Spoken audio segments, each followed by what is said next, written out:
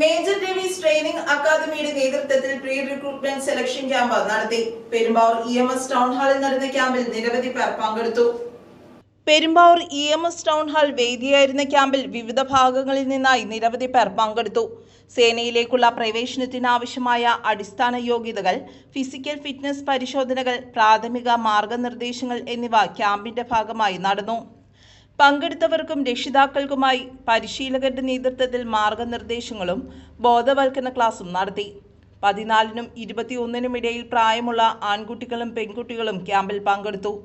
SSLC, +2, degree പഠിച്ചുകൊണ്ടിരിക്കുന്നവർക്കും പഠനം പൂർത്തിയായവർക്കും അവസരമൊരുക്കുന്ന രീതിയിലാണ് camp സംഘടിപ്പിച്ചത്.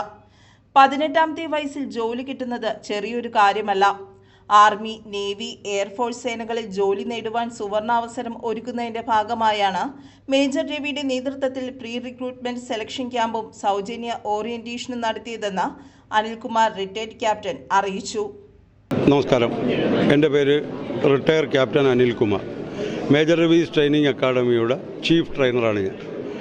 മേജർ രവീസ് ട്രെയിനിങ് അക്കാദമിയുടെ നേതൃത്വത്തിൽ ആദ്യമായി ഇന്ന് പെരുമ്പാവൂർ നമ്മളൊരു സെമിനാർ സംഘടിപ്പിച്ചിരിക്കുകയാണ്. ഇതിൻ്റെ ഉദ്ദേശം നമ്മുടെ റൂറലായിട്ടുള്ള കുട്ടികൾക്ക് സൈനിക വിഭാഗങ്ങളിലേക്ക് എങ്ങനെയാണ് ചേരേണ്ടതെന്നും ആ ചേരുന്നതുകൊണ്ടുള്ള ഗുണവും അതോടൊപ്പം പഠനത്തോടൊപ്പം ഈ ജോബ് നമുക്ക് എങ്ങനെ നേടിയെടുക്കാം എന്നതിനെക്കുറിച്ചുമാണ് ഇന്ന് ഈ ക്ലാസ്സിൽ പറയാൻ പോകുന്നത്.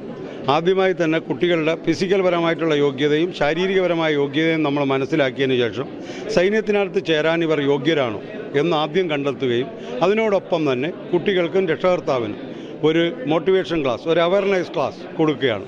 ജോബ് കേരളത്തിലുണ്ടോ എന്ന ചോദ്യത്തിന് പലർക്കും ഉത്തരം ഇല്ല എന്നാണ്. എന്നാൽ സൈനിക മേഖലകളിൽ ഒട്ടനവധി ജോബ് വേക്കൻസിയാണ് നമ്മുടെ മുമ്പിൽ ഇന്ന് നിലനിൽക്കുന്നത്.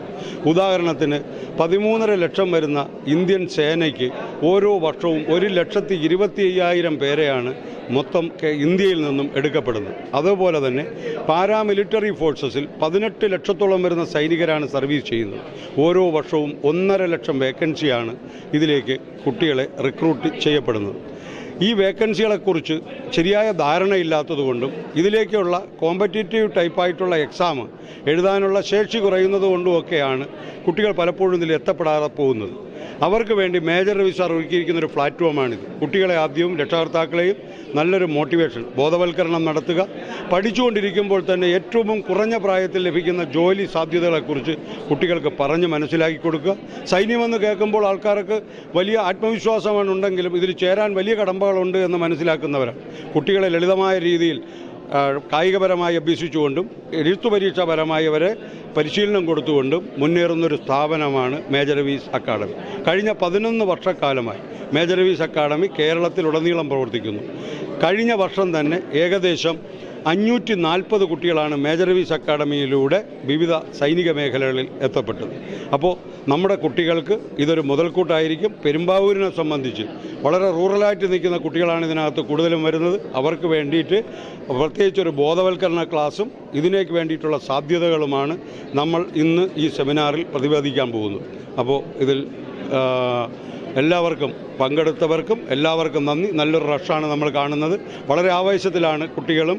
അതുപോലെ തന്നെ ഇത് മറ്റൊരു പ്രത്യേകത ഇതിനകത്ത് കാണാൻ കഴിയുന്നത് നല്ല ഉയരവും അതനുസരിച്ച് സൈന്യത്തിന് വേണ്ട ഒരു ശാരീരിക യോഗ്യതയുള്ള പ്രഥമദൃഷ്ട്യാ തന്നെ ഉള്ളവരാണ് നമ്മൾ ഈ കാഴ്ചയിൽ കാണപ്പെടുന്നത്. അപ്പോൾ അതുകൊണ്ട് അവർക്ക് ഭാവിയിൽ സൈനിക മേഖലയിൽ എത്തപ്പെടാൻ കഴിയട്ടെ എന്ന് മാത്രമാണ് ആശംസിക്കുന്നത്. ബാക്കിയുള്ള കാര്യങ്ങൾ സെമിനാറിലൂടെ പറയും. അക്കാദമിക് കോർഡിനേറ്റർ രാജേഷും ക്യാമ്പിന് നേതൃത്വം നൽകി. മൂവാറ്റുപുഴ, അങ്കമാലി, എറണാകുളം, തൃപ്പൂണിത്തറ, കോലഞ്ചേരി എന്നിവിടങ്ങളാണ് പരിശീലനം ലഭിക്കുന്ന മറ്റു സ്ഥലങ്ങൾ.